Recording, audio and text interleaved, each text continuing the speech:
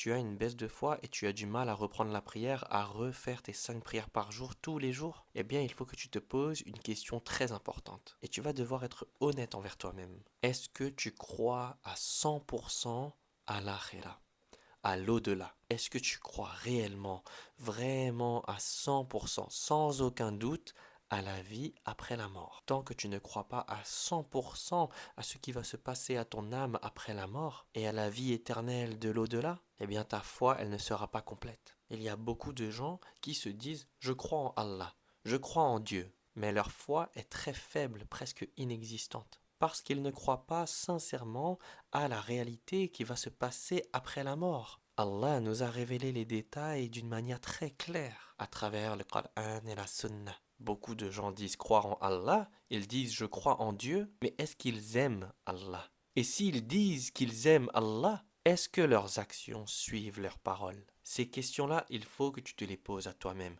Est-ce que lorsque je dis j'aime Allah, je crois en Allah, tu agis, tu vis de la même manière dont tu parles? Parce que la sincérité se trouve dans le fait d'agir pour obéir à Allah. Si on dit j'aime Allah, eh bien on veut l'obéir. Si on dit j'aime Allah et dès qu'il nous ordonne quelque chose, on dit ah non, ça j'ai pas envie de le faire. À quel point est-ce qu'on aime Allah du coup? Donc voilà, c'est 2 points sur lesquels tu dois vraiment méditer, vraiment réfléchir.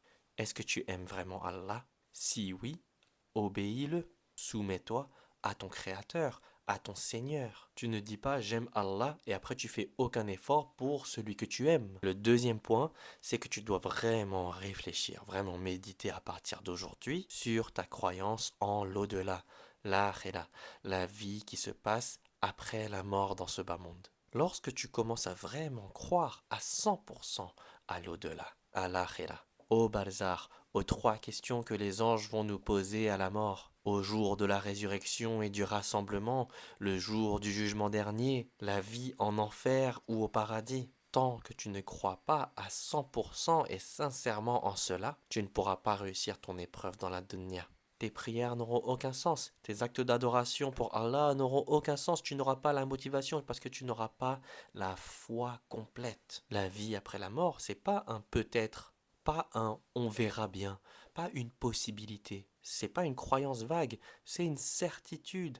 Allah ne ment jamais et Allah est notre guide. Il a révélé la vérité car c'est lui le créateur de tout, c'est lui qui a créé notre âme, c'est lui qui a créé la vie, qui a créé l'univers tout entier. Eh bien, ne pas croire en la vie après la mort, c'est ne pas croire en Allah.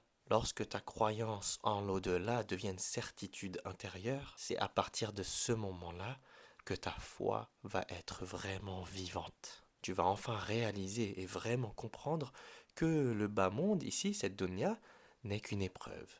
Ce n'est qu'un lieu de passage, comme une salle d'examen. Une épreuve qui paraît longue, mais en réalité qui est très courte, et qui va déterminer la situation de notre âme après la mort. Lorsque tu réalises vraiment ceci, ta prière, elle n'est plus vide. Ta prière va devenir un geste d'amour pour ton Créateur, une preuve sincère que tu aimes vraiment ton Créateur et que tu crois vraiment en Allah. Quand tu crois à la vie après la mort et au jour du jugement, tu verras que toutes les injustices qui se passent dans le monde, elles sont des preuves qui serviront à punir les injustes au jour du jugement. Parce qu'on ne punit jamais quelqu'un sans preuve. Et donc toutes les atrocités que les gens commettent dans ce bas monde seront des preuves évidentes de leurs crimes au jour du jugement. Personne ne peut échapper à la mort, personne ne peut échapper à la vie après la mort, personne ne peut échapper à la rencontre avec son Seigneur. Alors commence à utiliser cette dunya pour préparer ta vie après la mort, pour préparer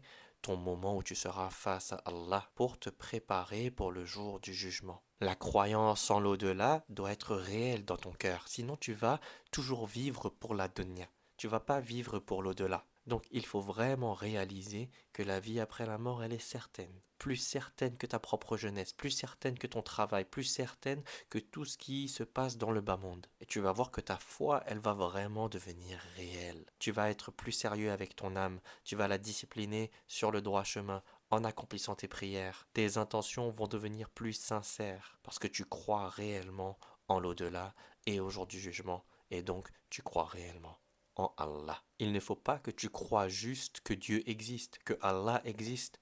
Il faut que tu crois sincèrement dans ton cœur que tu vas le rencontrer. Tu vas rencontrer ton Seigneur, tu vas rencontrer le Créateur de l'univers, le Créateur de ta vie, le Créateur de ton âme. Et c'est cette croyance sincère qui va t'éloigner de l'hypocrisie, qui va t'éloigner de la négligence, qui va t'éloigner de l'attachement excessif à la dunya, qui va t'éloigner des compromis constants. Ne fais pas partie des gens qui disent «Je crois que Dieu existe» et ensuite ne fais rien pour se soumettre à son Créateur. Fais partie plutôt de ceux qui disent je crois en Allah sincèrement, j'aime Allah sincèrement, alors je fais de mon mieux pour l'obéir. Je ne fais pas que de parler et de dire j'aime, j'agis également dans l'amour pour Allah. Lorsque tu aimes quelqu'un pour de vrai, tu es prêt à gravir des montagnes pour cette personne, n'est-ce pas? Tu es prêt à tout donner pour cette personne. Alors, si tu dis j'aime Allah, il faut que tes actions suivent ta parole. Sinon, tu n'aimes pas vraiment Allah.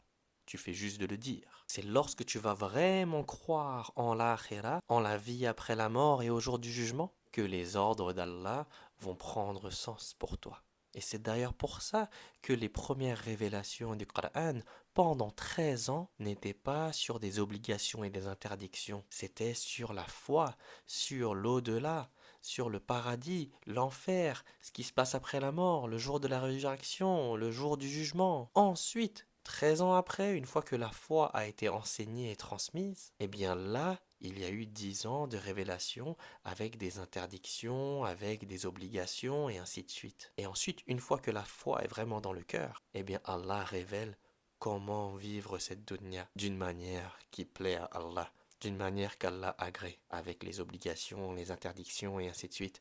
Tout cela nous permet de renforcer notre sincérité envers Allah. Ça permet de prouver notre amour pour Allah et de se soumettre à lui en toute sincérité. On obéit à Allah parce qu'on lui fait confiance.